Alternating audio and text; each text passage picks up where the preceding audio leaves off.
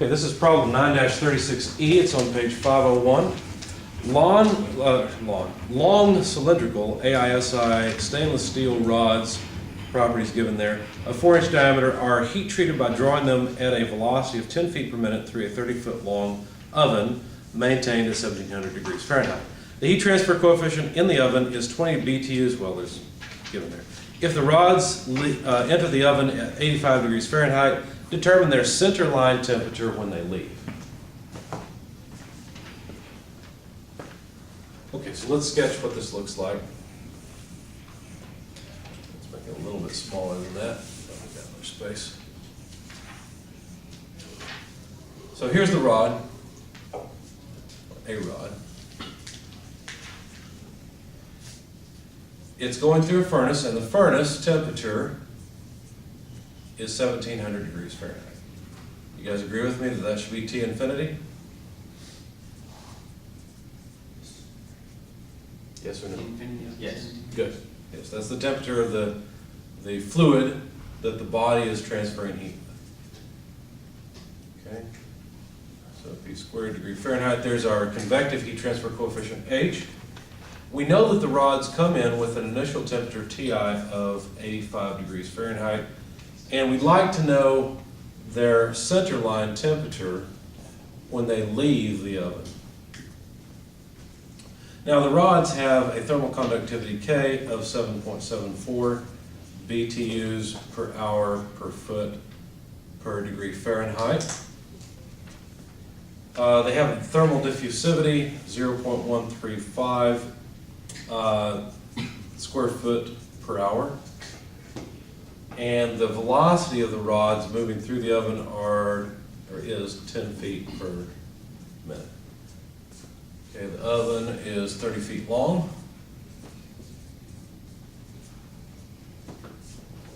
And what else? I think that's it. No, diameter. We've been given a diameter of these things also. The diameter is 4 inches, which, by the way, we're going to work mainly in feet, so I went ahead and converted that. That's 0.33 feet. Let's see, I think that's it. So we'd like to find the center line temperature. Now, if you look at this problem, you might say, well, it's steel, could we use lump parameter analysis? The problem with that is that most of the heat transfer is going to be radial, right? And so, because the oven temperature is so high, by comparison to the temperature of the steel, and most of the heat transfer is radial, the temperature at one end of the rod should be significantly different than the temperature at the other. So from the very beginning, we know that lump parameter analysis would be inaccurate because the rod is not all at one uniform temperature. In other words, the heat transfer radial is much, much higher than the heat transfer axial. There will be some axial heat transfer, right? I mean, if the rod's hot on this end, heat's going to flow back through the rod as well to the rod that's coming in. But we're going to neglect that part. And we're just going to assume that all the heat transfer is radial because the furnace is all around the rod heating it up. Okay. So, since we're talking about center line temperature, what we should use is essentially the center line cylinder model. And it looks like this. This is just copying down the equation from the book. Would you guys look up the equation to see which one I'm using? Which one is it?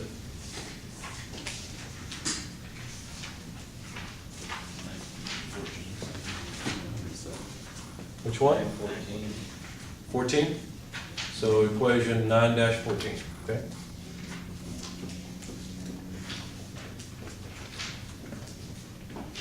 Now to use this equation, I'll have to use the BO number, right? Now I've already committed to using the charts or the equations, right? The models that include variations in temperature within the body. So when I calculate the BO number, I'm going to base it on the characteristic length of the rod as given in the models, which is just the radius of that rod or of that cylinder. Okay? So this would be HRO over K. So that would be 20 BTUs per hour per square foot per degree Fahrenheit. I'm going to plug in the units since we're in English units. Sometimes that can be more tricky. K is 7.74 BTUs per hour per foot per degree Fahrenheit, and the outer radius of this thing is 0.33 feet. That's why I converted it. And I'm you know what, it shouldn't be 0.33 feet, it should be over 2. There we go. Because the diameter is 0.33 feet. Well, if you look at the units, the BTUs go away, the hours go away, the degrees Fahrenheit go away, and since we have feet in the numerator and the feet here would end up in the numerator, then the feet squared in the numerator cancel with the feet squared in the denominator. So this is dimensionless, and it has a value of about 0.4307, that is non-dimensional. I'm going to go ahead and calculate the Fourier number as well, tau. Tau is alpha t over r naught squared. Alpha is no problem. Alpha is the thermal diffusivity. R naught is no big deal. That's geometry of the rod. What about t? How much time does a point that enters the furnace have before it leaves the furnace? Well, 10 feet per minute, 30 feet worth of length, right? So 3 minutes. Make sense? Okay. So alpha, the thermal diffusivity, is 0.135 square feet per hour. The time is 3 minutes, but I need to convert that to hours, so the time will cancel in the units. There's 1 hour per 60 minutes. So that takes care of the hours and minutes. And then R outside squared, 0.33 feet over 2 quantity squared, will give me the outer radius squared. Plug all this in your calculator, you should get about 0.2430 non-dimensional. Now remember, in the equations, there was a restriction that tau must be greater than 0.2 for the models to be valid. That is true for the equations and for the charts. Okay, that's one thing I didn't mention when we talked about the charts. The Fourier number has to be greater than 0.2 for this to make much sense. So anyway, that's, by the way, why the charts, if you look at them, don't go all the way back to 0. They actually end at 0.2. All right, so before we plug into this equation using A1 and lambda 1, let's go to the charts and see about what we should get. So if you guys wouldn't mind, take the BO number and invert it for me in your calculator. What is the inverse of 0.4307? 2.32. 2.32, thanks. So 2.32. Now, if you're watching the video, you need to reference the charts attached to the homework. The ones in the books, in the book may be wrong. So the Fourier number we know is 0.2 or 0.24. Here's 1, so this would be 0.8, 0.6, 0.4, 0.2, right? So up on this chart, on the inset, where it's a little easier to read, we'd have 0.8, 0.6, 0.4, 0.2, right? So 0.23 would be, let's see, 0.23 would be over to the right just a little bit of that division line. Okay, so let me move the PDF file up just a little bit so we can see it, so I can reach it easier. All right, so we decided that this would be 0.2, this is 0.4, 0.3 is halfway in the middle, so just to the right of the division line. And 1 over the BO number is what? 2.3? Here's 2.5 and 2.0. Do you see the red lines that are 2.5 and 2.0? Okay, so 2.3 would be about in the middle of those two.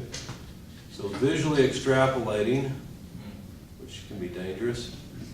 Let's see, looks like we should get about, I don't know if this is 0.7, 0.8, 0.9, maybe 0.95.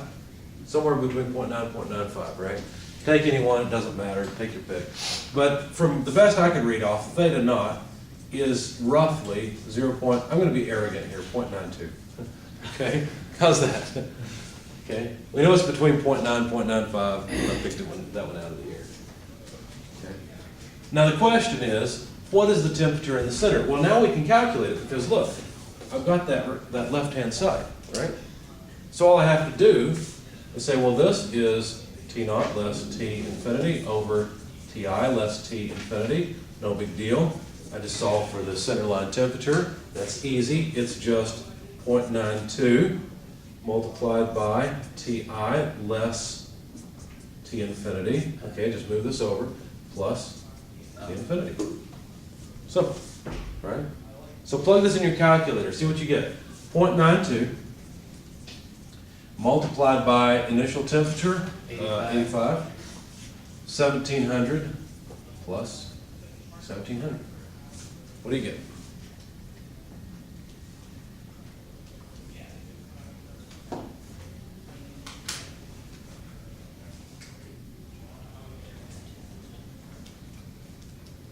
Is that a You got it, minus- no? Is that a minus sign? Yeah, this is minus, I'm Oh. sorry, Be 214.2. 214.2, thanks. Now, do you think we should keep that point two? Probably not, right? But that's our best guess at this point. We think that that temperature should come out to about 214 degrees Fahrenheit. Now let's go through the equation and see what we get, because that should be more accurate than reading off the charts. But it should come out somewhere in this vicinity, right? Somewhere close. All right, now to use the equation, we need A1 and lambda 1, but A1 and lambda 1 depend on BO number. So we don't need the inverse BO number anymore. We need the BO number. So if you go, now you need to go and look at the charts that are just beneath the equations. So go back there if you would. Remember, you have to be careful which column you're in, okay? So tell me, if you look up a BO number of 0.43, is there a line of 0.43 for the BO number? Of course not. We're not that lucky, right? There's a line for 0.4 and probably 0.5, right? So we have to interpolate. Well, what should A1 come out between? Between 1.0931 and 1.1143. Now, when I interpolated, I got A1 equals 1.0996. Does that seem reasonable?